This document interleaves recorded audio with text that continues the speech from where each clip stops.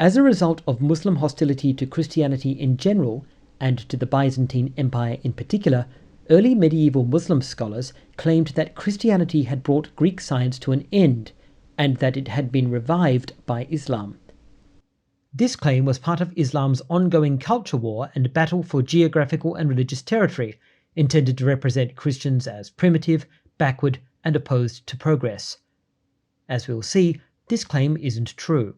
It's an ironic claim given that Muslim scholars benefited from Greek scientific texts preserved by Christians, which the Muslims sometimes acquired by conquering Christian territory and sometimes, more peacefully, through trade and cultural exchange.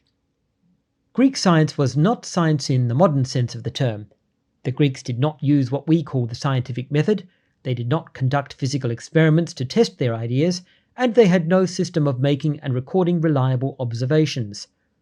Historians of science refer to their findings as proto-science, though we can use the word science as a more convenient term as long as we understand that this was not science in the formal modern sense.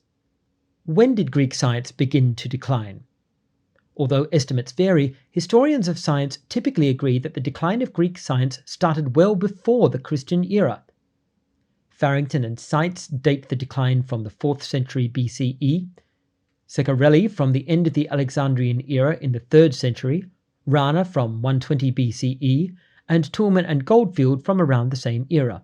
Why did Greek science decline? Although the reasons involve a complex interplay of factors, historians of science suggest a range of causes which have nothing to do with Christianity.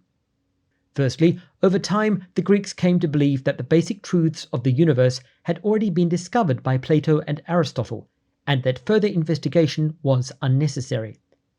Instead, Greek schools simply taught their students to memorize Plato and Aristotle, and to repeat their views, which crippled innovation and made it impossible to correct earlier errors. Many scholars identify this stagnation as the primary reason for the decay of Greek science. De Vries, Berger, Cohen, Peterson, Toulmin, and Goodfield all hold this view. Greek religious views also crippled Greek science. Toulmin and Goldfield note that increasing emphasis on the pagan mythological worldview, with its worship of the heavens and its religious explanations for natural phenomena, caused Greek science to lose ground. Lloyd's comments include criticism of the pagan Greek cosmology and mythology, which led scientific inquiry into errors such as geocentrism.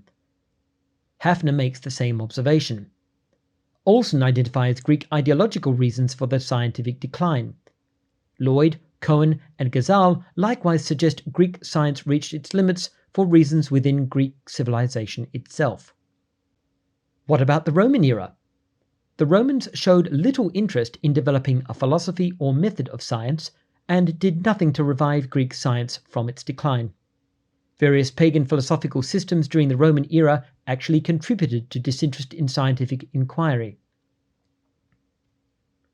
Why didn't the Christians revive Greek science? In fact, they did. Not only were they responsible for preserving and copying earlier Greek texts on a very wide range of subjects, they took particular care to copy, study, analyze, and build on the philosophical and proto-scientific observations of the earlier Greeks. Although progress was crippled badly by the devastating fall of the Roman Empire, important centers of learning such as Alexandria in Egypt were largely unaffected. In the 6th century, the brilliant Christian philosopher John Philoponus broke dramatically with the scientific models received from Aristotle and earlier scholars. He pioneered the scientific method, carrying out practical experimentation for the first time in the history of Western science. He disproved Aristotle's understanding of physics and the pagan Greek understanding of the universe. He arrived at new insights into the understanding of three-dimensional space and physical laws. Philoponus almost single-handedly reignited the Western scientific tradition, and his work was copied, studied, and distributed by both Arab and Christian scholars.